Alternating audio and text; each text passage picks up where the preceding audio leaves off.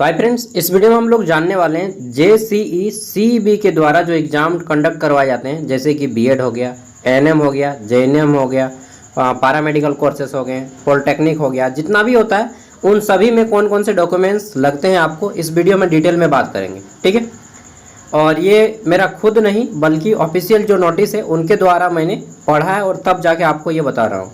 इतना डॉक्यूमेंट आप दे देते हैं तो आपको इसके अलावा और कुछ नहीं मांगा जाएगा। ठीक है, तो चलिए जानते हैं डिटेल में। तो यहाँ पे चाहे आप बीएड में इसमें एडमिशन लें, चाहे आप JCE CEB के द्वारा जो भी एग्ज़ाम कंडक्ट करवाए जाते हैं उन सभी के लिए ये इम्पोर्टेंट होगा। चाहे मेडिकल का कोई कोर्स कर रहे हो, ठीक है, खास तौर पे मैक्सिमम बच्चे बीएड में एडमिशन लेते हैं, इसलिए मैंने यहाँ पे हेडलाइन बीएड का दिया है। ठीक है, बाकी आप यहाँ पे हर किसी के लिए ये रूल फॉलो है। सबसे पहले आपको जहाँ पर भी आप एडमिशन लेते हैं, ठीक, जिस भी कॉलेज में आप एडमिशन लेंगे तो वहाँ पे आपको एप्लीकेशन लिखा जाएगा। ठीक, पहला चीज़ क्या है, एप्लीकेशन हैंड रिटेन 2 कॉपी। तो आपको एप्लीकेशन लिखना होगा 2 कॉपी। ठीक, एप्लीकेशन हैंड से, अपने हाथ से, प्रिंटेड फॉर्म में नहीं होना चाहिए ये। ठीक, जब आप एडमिशन लेंगे उस टाइम पे। सेकेंड चीज़, अलॉटमेंट लेटर। JCE CEB के द्वारा एक आपको अलॉटमेंट लेटर जारी किया जाता है, जिसको हिंदी में आवंटन पत्र बोला जाता है, वो चीज़ लगेगा। ठीक, सभी का 2-2 कॉपी। यहाँ पे देखिए, प्रत्येक दस्तावेज आपको जो है 2-2 कॉपी लेना है। ठीक, 2 कॉपी इच डॉक्यूमेंट 2 कॉपी आपको लेना है। तो सेकेंड चीज़ क्या है हमारा, आवंटन पत्र। थर्ड है हमारा क्या, तो एप्लीकेशन फॉर्म। JCE CEB में जो आपने फॉर्म अप्लाई किया था उस एप्लीकेशन फॉर्म को 2 बार प्रिंट करवाइएगा। ठीक है, तो 2 कॉपी प्रिंट करवा लीजिएगा। ब्लैक एंड वाइट करवाइए या कलर करवाइएगा, डजेंट मैटर। फिर है आपका JCE CEB में जो आपका एडमिट कार्ड दिया गया था, जिसमें आपका स्टिकर भी सटा होगा। ठीक है, वो एडमिट कार्ड चाहिए 2 कॉपी, मतलब ओरिजिनल एक और एक जेरोक्स। ठीक है, नेक्स्ट आगे देख लेते हैं। तो फिर आता है 5th नंबर पे आपको JCE CEB के द्वारा आपका जो मार्कशीट जारी किया जाता है, ठीक है, वो मार्कशीट आपको चाहिए। प्रत्येक रिजल्ट का आपको रिजल्ट वाले कॉलम में मार्कशीट डाउनलोड करने देता है, तो वहाँ से कर लिए होंगे, नहीं किए तो कर लीजिएगा। फिर 10th का आपको एडमिट कार्ड लगेगा 2 कॉपी, सब चीज़ 2 कॉपी। ठीक है, फिर 10th का मार्कशीट लगेगा और 10th का सर्टिफिकेट, मतलब 10th का 3 गो। उसी तरह से सेम 12th का भी 3-3 लगेगा। 12th का क्या लगेगा, तो आपका एडमिट कार्ड, 12th का मार्कशीट और 12th का सर्टिफिकेट। जिनके पास सर्टिफिकेट नहीं है उनको प्रोविजनल लगेगा, प्रोविजनल मिलता है एक। ठीक है, 10th-12th में एक इतना लंबा सा मिलता है, नीचे में लिखा रहता है प्रोविजनल, वो चीज़ भी आप दे देते हैं तो आपको मिल जाएगा। और अगर आपका 1 साल से ज़्यादा हो गया तो आप स्कूल या कॉलेज जहाँ पर भी किए वहाँ पे बोलिएगा, मूल प्रमाण पत्र मांगिएगा तो दे देंगे। ठीक है, अब कोई ANM या GNM का कोर्स कर रहे हैं तब तो उनको 12th तक की सर्टिफिकेट लगेगा, उसके बाद अभी मैं बता रहा हूँ। ठीक है, अगर कोई ग्रेजुएशन किए, ग्रेजुएशन लेवल का फॉर्म अप्लाई किए, जैसे कि आपका ये हो गया, ये वाला बीएड वाला, तो आपका ग्रेजुएशन का एडमिट कार्ड, इसको आप एडमिट कार्ड को हटा भी सकते हैं, क्योंकि ग्रेजुएशन में 6 गो एडमिट कार्ड होता है जो कि कंपलसरी नहीं है। ठीक है, तो यहाँ पे आपका अगर है तो दे दीजिएगा, नहीं है तो मार्कशीट कंपलसरी रहेगा और आपका सर्टिफिकेट, ठीक, ग्रेजुएशन का सर्टिफिकेट या प्रोविजनल देना पड़ेगा। ठीक है, इसके अलावा हमारा क्या देना पड़ेगा, तो प्रोविजनल सर्टिफिकेट हो गया। EWS कोई कैटेगरी है तो आपको EWS के सर्टिफिकेट देना पड़ेगा, और कोई कास्ट सर्टिफिकेट, मतलब कोई EWS में नहीं आते हैं, जो भी आपका कास्ट है तो आपको कास्ट सर्टिफिकेट देना पड़ेगा। ठीक है, अगर कोई फिजिकल हैंडीकैप्ड पर्सन हो तो फिजिकल हैंडीकैप्ड पर्सन का प्रमाण पत्र देना पड़ेगा।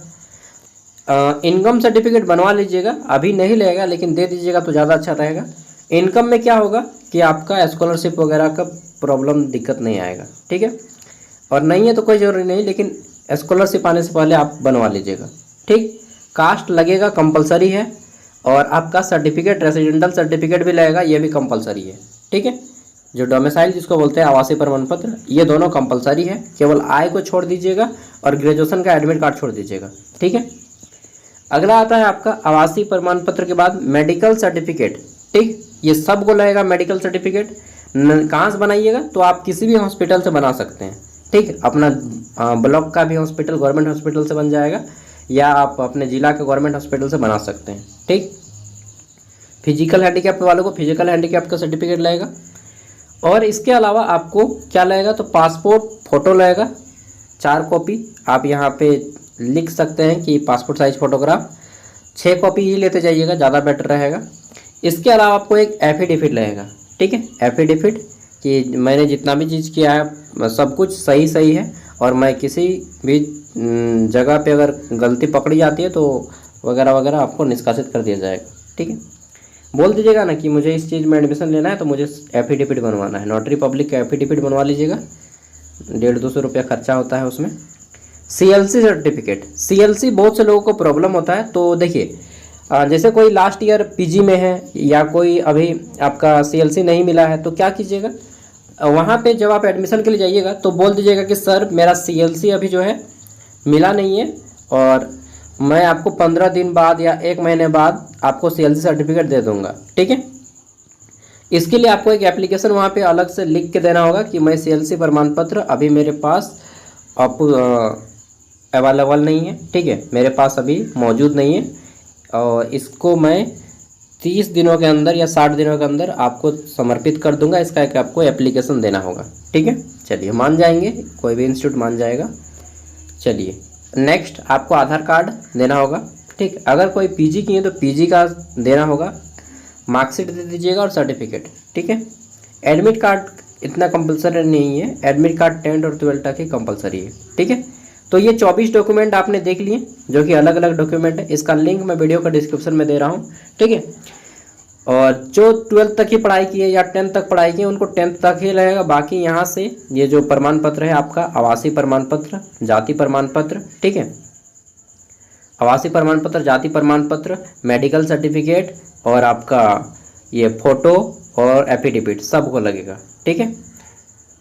चलिए और बाकी जिनके पास है एक्स्ट्रा डॉक्यूमेंट वो भी आप सबमिट कर सकते हैं, हालांकि कोई इम्पोर्टेंट नहीं है। बस ये सारा कुछ अब आपको ध्यान देना है। देखिए मैंने आपको इतना चीज़ बताया, अब आपको खुद माइंड में लगाना होगा कि मैं कहाँ तक क्वालिफाइड हूँ, उसके अकॉर्डिंग मुझे क्या क्या डॉक्यूमेंट लगेगा, ठीक है।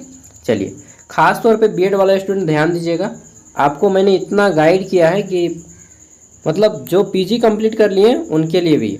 और एक चीज़ होता है जब आप एडमिशन लेते हैं तो आपको एक्स्ट्रा एक चीज़ मिलता है जो आपको लाइफ टाइम याद रहता है, दोस्त, ठीक है, वो आपको मिल जाते हैं बिना मनी वेस्ट किए ना, और वो लाइफ टाइम आपके साथ रहते हैं। चलिए कुछ कुछ दोस्त रहते हैं, तो ये सब आपको ध्यान में रख लेना है। और कुछ मैंने बता दिया जिनका अपीयरिंग है अभी, तो वो आप लोग अपना एप्लीकेशन दे दीजिएगा, ठीक है। इसके अलावा कितना आपको फर्स्ट इंस्टॉलमेंट कितना लगेगा एडमिशन के टाइम में, वो आपको इंस्टीट्यूट जाके ही पता चलेगा, क्योंकि हर इंस्टीट्यूट का अलग अलग रूल रेगुलेशन है। कोई कम में ही मान जाता है, कोई ज़्यादा एक ही बार लेता है कड़क एकदम पूरा कि नहीं हम एक ही बार में लेंगे, एडमिशन लेना है तो लीजिए, नहीं लेना है तो भागिए। और कुछ कुछ नहीं बोलते कि ठीक है दे दीजिए बाद में काम चला देंगे, ठीक है। तो यह पर्सनल व्यक्ति पे डिपेंड करता है कि वह आपसे कितने लेते हैं, कॉलेज पे डिपेंड करता है, ठीक है। चलिए तो वीडियो पसंद आए तो लाइक कीजिएगा और इसी तरह से मैं आपको टाइम टू टाइम गाइड करता रहूँगा। Thank you, bye.